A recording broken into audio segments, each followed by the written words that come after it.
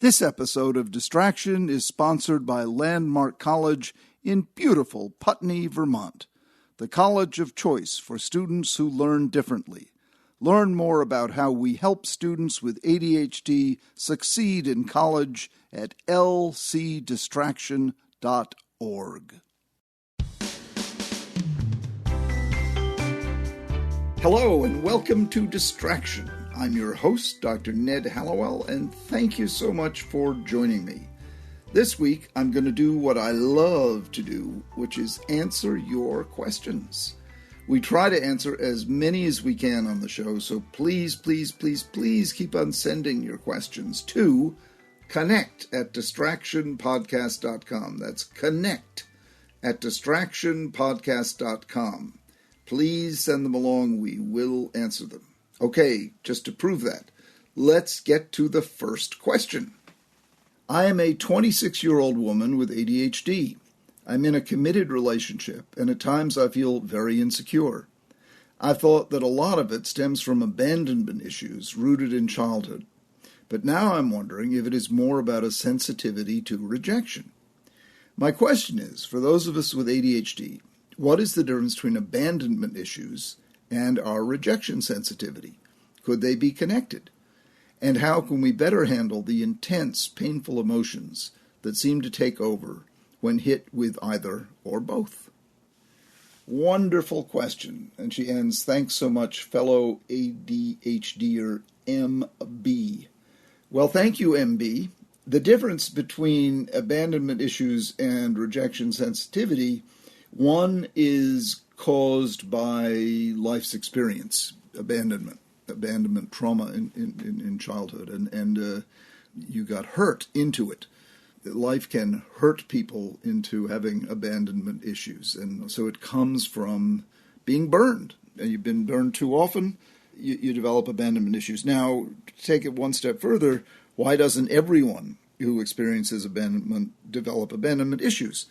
And that's where the substrate comes into play. That's where the DNA comes into play. That's where what turns out to be rejection sensitivity comes into play. It just so happens that some people are much more susceptible, much more sensitive to the toxicity of being abandoned. Some people just rolls off their back. I don't care. Goodbye. Other people, it's horrible, and it burns a hole in their brain. And that has to do with genetics. That has to do with what protoplasm you're born with. And it is part of the ADHD syndrome. And Dr. Dodson has made this a well-known phenomenon, that we develop what's called rejection sensitivity dysphoria. We are exquisitely sensitive to perceived rejection. It doesn't even have to be an actual rejection. You can imagine someone walking past you and not saying hello, that they're rejecting you. And in fact, they were just thinking about the tax bill they just received in the mail, and the last thing they were thinking about was you. But we perceive it as rejection. We perceive a slight where none exists. Or maybe it was an actual slight, in which case, well, so what? So what if that person walks by you and doesn't particularly like you? So what? There's people in this world you're going to like and dislike, and the only power they have over you is the power you give them. And so you need to take that power back. Now, easier said than done.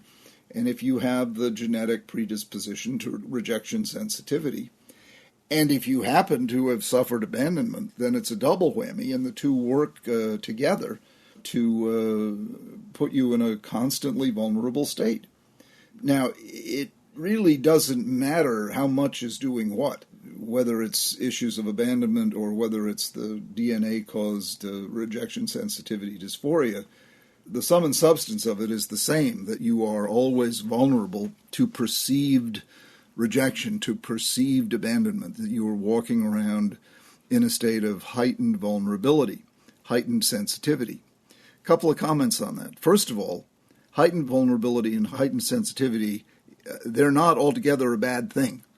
They're like most things in the world of ADHD. There's two sides to it. It's like the flip side of distractibility is curiosity. The flip side of impulsivity is creativity. Well, the flip side of sensitivity and rejection sensitivity and sensitivity to abandonment is sensitivity.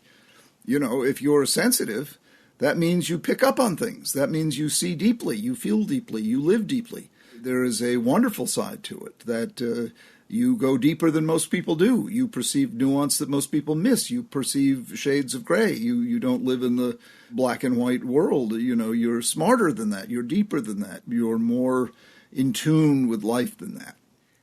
And you pay a price for it. It's like the price you pay for having an imagination. The price you pay for this sensitivity is you can be hurt. You can be hurt when there's no cause of being hurt.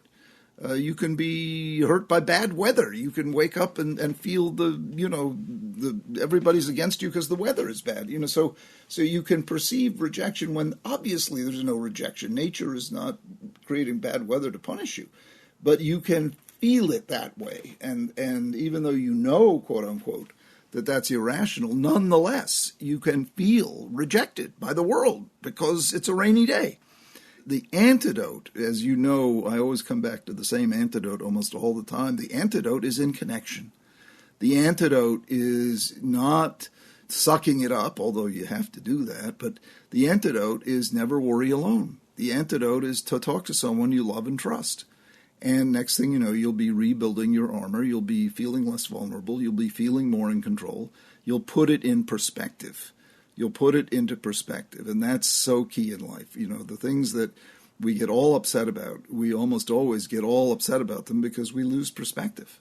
And it's hard to regain perspective once you've lost it, once you're in a downward spiral. The best way to do it is to help someone else fish you out of the downward spiral. So reach out your hand, talk to somebody, and within a matter of seconds, you'll be feeling better. The moment of connection helps you feel better. Rejection sensitivity, abandonment issues, very real, but they happen in the imagination. They happen, within your mind. It's your perception that you want to work on, not the external reality. And the good news is we can modify the feelings that are caused by perceived rejection or abandonment through connection to people or a dog. In fact, today I wrote a prescription for a dog. I gave it to the patient and she cracked up. She said, I'm going to have this framed. I wrote on the prescription, one dog right now. And I really meant it. She needs to get a dog. She wants one. And it's not like I'm forcing it on her. But I just know that dog will work wonders for her. And she had a lot of these very same issues. The good news is we are able to manage our minds in ways that we couldn't in the era of suck it up and tough it out and stiff upper lip. And now that we're able to talk about this and realize the brain is malleable and plastic, to use the word from the neuroscience, then we can find out how you can have your cake and eat it too, how you can be sensitive and not suffer too much for it, how you can have this sensitivity but cash in on the upside without being drained and defeated by the downside. Wonderful question, MB, whatever MB stands for. I think more beautiful or more better or mostly best. I won't go off on that anymore. Well, one of our listeners named Lana, like Lana Turner, that dates me, doesn't it? She wrote, quote, I enjoy your podcast very much and thank you for all the information that you provide. Well, thank you for thanking us. She didn't write that. That was my comment. Going on. I am curious to learn more about low frustration tolerance in adults and children with ADHD. I have this issue, and so do my children. I would like to be able to help us all better cope when dealing with frustration. Thank you. Well, it is true. Most of us with ADHD have a low tolerance of frustration. We overreact when things don't go our way, when we make a mistake. Common sight is a kid doing his homework, he makes a mistake, the next thing you know, he erupts, he breaks his pencil, he pounds the table, he slams his fist against his head, and he says, I'm so stupid, I'm so bad, and just loses it, and often attacking himself. We can just go from 0 to 60 at the minute we make a mistake, the minute we don't get what we're hoping for, the minute, we get a 99 instead of 100 on the test, we can lose it. And it's my analogy of the race car brain with the bicycle brakes. Well, the brakes completely fail us. And we go from 0 to 60, instead of being able to tap the brakes and say, wait a minute, making this mistake is sort of part of learning. I don't need to break my pencil and tear up my homework and make a big scene. But we don't have time to put on those brakes. Our brain has lurched into crisis mode before our thinking, inhibiting brain has time to intervene and put on the brakes. It's built into the condition. It doesn't mean you're an entitled, spoiled brat, but you can behave as if you were one because life is not going your way. Learning how to tolerate frustration, learning how to tolerate not getting what you want, not being perfect, not doing everything just the way it should be done, is really a major life skill, particularly for those of us with this wonderful condition so wrongly named ADHD. How should you deal with it? Well, first of all, follow my first rule, never worry alone. Sit down and talk about it. Say, okay, kids, mom and you, we all have this same issue. If things don't go our way, we lose it. If we make a mistake, we lose it. If someone else doesn't deliver for us, we lose it. If the test doesn't come out the way we want it to, we lose it. If mom makes a mistake cooking, she wants to burn down the kitchen. I mean, on and on and on. The more you can kind of name it, laugh about it, hold it up for everyone to see, share the problem. And then you can, again, look at the flip side of it, which is you passionately want things to go right. The flip side of low tolerance of frustration is an intense desire for things to go right. So that's good. So like everything else in this domain, there's a positive side to every negative side. So point that out. And then you begin to say, okay, what are the strategies to strengthen our brakes? And it comes right back to the fundamental issue in the world of ADD to make the world go your way as opposed to not. Strengthen those brakes. How do you do that? Well, it starts with education and insight. So sit down and say, we have this problem. You name it. You agree on it instead of being at its mercy, where you have no name for it, and it's just a thundercloud comes in and you break out in thunder and lightning. You name it, particularly with your kids, and you'll say, okay, we've got this issue. So when one of us does lose it, don't attack, don't punish, don't say, you bad boy or you bad mommy. You say, you're losing it, strengthen your brakes. Say your brakes are failing you. That's a lot easier to hear and sort of catch yourself. When mom, the recipe doesn't work and you're slamming down pots and pans, say, wait a minute, my brakes are failing me. Or for one of your children, give them permission to say, Mommy, your brakes are failing you. Get a grip on those brakes. And so then you begin to make it conscious and deliberate, and you have a way of intervening that is not shaming or humiliating. And intervening with yourself, you can just say, it's my braking problem, not my character problem. A lot easier to work on a braking problem than a character problem. Physical exercise is, as always, really good to help people develop more of a tolerance for frustration. So if you can get exercise regularly, that will help a lot. Learning how to use words. Put the frustration into words rather than attack mode. So you can just say, doing your homework, this is so frustrating. Or cooking, this is so frustrating.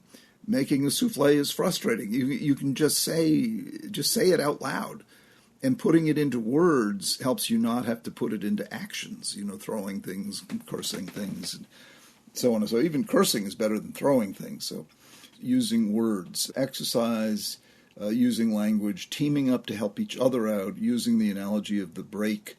And then give yourself time. It's like developing a muscle, developing the muscle of tolerating frustration. Believe me, I'm 69 years old. I'm still working on it. So it's not something you're going to snap your fingers and have done. I get on the phone with the whatever company it is I'm calling, and I get these canned responses, and I want to go nuts. And I try to talk myself down. I don't always succeed, but I try. It's a common problem in the world of ADHD. Remember, the flip side of it is that you care passionately about making things go right, that you're trying your best, and when your best efforts fail, it's frustrating. But then put it in the context of braking power, not bad character. Because bad character just adds shame and guilt and humiliation to it, which only makes it worse. Thank you, Lana, for that wonderful question. All right, we're going to pause right here for just a moment. If you've listened to Distraction before, then you've heard me talk about our sponsor, Landmark College in beautiful Putney, Vermont. Well, the best way to learn about any college is to see it for yourself. Landmark College is holding 2 winter open houses, one on Friday, December 6th, and the other on Friday, January 10th. So that's both Fridays, December 6th and January 10th. You can tour their beautiful Vermont campus. You can eat lunch in the dining hall. You can meet with faculty, staff, and students. You can learn about admissions, financial aid, and other key elements of their academic and student life programs. You can even meet with an admissions counselor and apply for admission on site. Go to lcdistraction.org to learn more and to register. That's lcdistraction.org to learn more and to register for the 2 winter open houses on Friday, December 6th and Friday, January 10th at the wonderful Landmark College in beautiful Putney, Vermont. It truly is the best college of its kind for those of us who learn differently. Okay, we have time to do one more. Gabriella, I love that name. Gabriella writes, quote, "My 8-year-old has just been diagnosed with ADD, and here I am learning all I can about it before we start treatment. He's so far been seeing a therapist. What is your opinion on neurofeedback, biofeedback treatment for kids with ADD? I've asked that question both my son's psychologist and psychiatrist, and both have discouraged me to pursue it. Quote, you are free to try, but there is no scientific proof that it works, unquote. But I'm not convinced after my own research." Well, both your psychologist and your psychiatrist gave you the standard response, and it is true. In the literature, we do not have sustained studies that suggest that neurofeedback and biofeedback are worth the time and money that they require, which is not an insignificant amount of time and money. On the other hand, have I known people who have benefited from it? Yes, I have. Not a lot. It's not something that I refer people to routinely. But if someone wants to do it and they found a practitioner who does do it, who's been getting good results, and they can afford it, and they have tried the more standard interventions, then go for it. My motto is whatever works as long as it's safe and it's legal. Whatever works as long as it's safe and it's legal. Now, neurofeedback and biofeedback is very practitioner-dependent and system-dependent. So it depends on what version of neurofeedback, biofeedback are you using and in whose hands. Some of these clinics are just factories. They want to just churn you in and out, take your money, and that's the end of it. That's not the kind of place you want to go to. You want to see somebody who really understands it, has developed a method, and he can tell you about successful cases and how they worked, and sit down and talk it through with him. And yes, there are some systems that have proven to work well in selected cases. There's no doubt about it. However, having said that, I would first try the proven interventions before I went to neurofeedback, biofeedback. And a lot of times people go for them because they're wanting to avoid medication. Well, without getting into whether or not you should avoid medication, the better non-medication interventions are physical exercise, meditation, education, coaching, and cerebellar stimulation. Any exercise that challenges balance and coordination is very good for ADHD. So before you go to the more expensive, time-consuming neurofeedback, biofeedback, get yourself on a program, first of all, where you understand the condition. You framed it as a race car brain with bicycle brakes, so you've detoxified it. You've taken the bad rep and the stigma out of the process, so you get enthusiasm from your 8-year-old, that he wants to be a champion. He wants to strengthen his brakes so he can win races. That's really important, to get him enthusiastic about whatever is coming next, and really do that groundwork, lay that foundation, the race car brain with the bicycle brakes. And if you strengthen your brakes, son, you're going to be a champion. And so get rid of the shame, get rid of the stigma, make sure he understands that he's a champion in the making. And then if for whatever reason you don't want to use medication, then put together this package of regular physical exercise, meditation, and yes, children can learn to meditate, cerebellar stimulation exercises that Stimulate the cerebellum, anything that challenges balance and coordination. Standing on one leg with your eyes closed. Sitting on an exercise ball with your feet off the floor. Standing on a wobble board. The cerebellum is richly connected to the frontal lobes, and by stimulating the cerebellum, you can get improvement in ADHD and dyslexia as well, for that matter. It can really help with eye tracking. Then coaching, somebody other than mom to help them get organized, or if you don't want to bring in a coach, then mom, you are the de facto coach, but you want to do it in such a way that it doesn't devolve into nagging and a power struggle. The thing to watch out for is the power struggle, because it takes on a life of its own. And oddly enough, these kids would rather fight and argue than do whatever it is, the thing that they're being expected to do. Why? Because it's more engaging. It's more exciting to have a fight with mom, and even better if you can get dad involved and get mom and dad fighting. And then it's like going to the movies. You've got this big drama going on. So you want to watch out for the big struggle. But if you can set up a routine and structure, coaching, and target the typical difficult spots, getting dressed in the morning, getting out the door, getting homework done, all of those, and try to use as much structure as you can to have them happen routinely without a hiccup. Coaching can help a great deal. And then the obvious others: get enough sleep, not always so easy, eat properly, stick with whole foods, avoid sugar. That's the outline of a solid non-medication treatment, beginning with education, and then you add in those other elements. Before I go to the expense and time of neurofeedback, biofeedback, I would do these first and foremost. Okay, Gabriella, you referenced a website where you can play biofeedback games, as well as a couple of articles talking about activating peak brain performance. Beware of that. This is very seductive. The notion that it's like going to the gym and playing these games. It doesn't pan out. What you do is you get very good at playing the game, but it doesn't translate. It doesn't transpose into other situations like homework or taking an exam or that kind of thing. So I don't think those websites are where you want to be spending your time or your child's time. If you are afraid of medication, try the program that I outlined. And then talk to your doctor about medication, because usually people don't want to use medication out of lack of information or wrong information or both. Because the medical facts are very reassuring, and a trial of medication is just that. It's a trial. It doesn't have to last longer than a day. And when the meds work, they're a godsend. They work really, really well. You just want to make sure you're in the hands of a doctor who knows what he or she is doing to avoid side effects, to find the right dose of the right medication. So don't cross medication off the list until you at least know the facts. All right, Gabriella, I hope this answers your question. It's an important question. It's one that a lot of people have on their minds. Gabriella, thank you. Thank you. All right, well, that's it for this episode. Please keep sending me your questions, and I promise I will keep responding to as many as we possibly can. And we mean that. We thrive on your questions. Send them to connect@distractionpodcast.com. That's connect@distractionpodcast.com.